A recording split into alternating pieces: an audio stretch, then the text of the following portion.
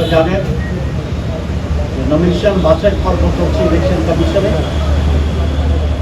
এবং সেখানে একই নিয়মে বিভিন্ন জায়গায় কাউকে উপযুক্ত মনে করছে, প্রার্থীকে ওকে করে দিয়েছে, আবার একই রকম কেসে কাউকে বাতিল করেছে। এখানে দুটি প্রধান সাবজেক্ট ছিল কারো নমিনেশন বৈধ কিংবা অবৈধ, এটা বিবেচনা। একটা হচ্ছে ঋণ খেলাপি, আর একটা হচ্ছে দ্বৈত নাটক। ঋণ খেলাপির ব্যাপারে এটা স্পষ্ট সবসময় ছিল, কিন্তু কিছু কিছু জায়গায় আমরা ইলেকশন কমিশনের একটা ভিন্নতা দেখতে পাচ্ছি। আর দ্বৈত নাগরিকত্বের ব্যাপারেও প্রাথমিক বাছাই একই ধরনের জায়গায় কাউকে বৈধ করছে, কাউকে অবৈধ করছে, এটা হিয়ারিং চলছে। আমরা শুনতে পাচ্ছি কোনো একটি দলের পক্ষ থেকে ইলেকশন কমিশনে যে চাপ সৃষ্টি করার চেষ্টা করছে, যাতে করে এই সমস্ত ত্রুটির কারণে যাদের নমিনেশন বাতিল হিসাবে গণ্য হওয়ার সেটা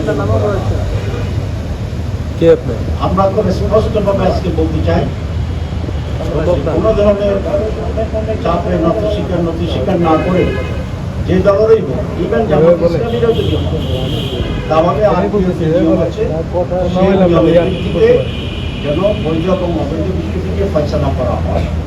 অন্যথায় এই দুটো জিনিস প্রমাণিত হবে। এক হচ্ছে ইলেকশন কমিশনার দুর্বল, তাদের পক্ষে ইলেকশন করার চেষ্টা নিয়ে যাবে কিনা একটা সন্দেহ অবকাশ থাকবে, অথবা এই নির্বাচন কমিশন কোন একটি পার্টিকুলার দলের প্রতি পক্ষপাতিত্ব করছে। এই ধরনের আচরণ যদি অব্যাহত থাকে তাহলে সুষ্ঠু নির্বাচনের ব্যাপারে জনগণের ভিতরে সংশয় এবং হতাশা। আমরা আরেকটি কথা বলেছি, গত ২-৩ সপ্তাহ ধরে কোন একটি দলের প্রধানকে নিয়ে যে বাড়াবাড়ি করছে গভর্নমেন্ট, অতিরিক্ত সিকিউরিটি দেওয়া, অতিরিক্ত প্রটোকল দেওয়া, এই সব কিছু মিলে তারা নির্বাচনী মাঠে যে সমতল ভূমিকার প্রশ্ন আসছে সেটিকে স্পষ্ট লঙ্ঘন করে। আমরা বলছি কাউকে অধিকতর সিকিউরিটি কিংবা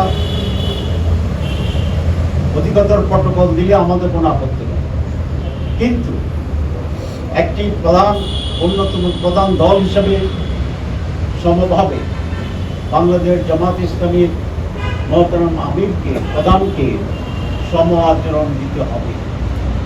যদি এটা ব্যর্থ হয় তাহলে জাতি পক্ষপাতমূলক অপরাধের দোষে এই ইলেকশন কমিশনকে দোষী হিসাবে সাব্যস্ত করবে এবং লেভেল প্লেইং ফিল্ড এখন একদিন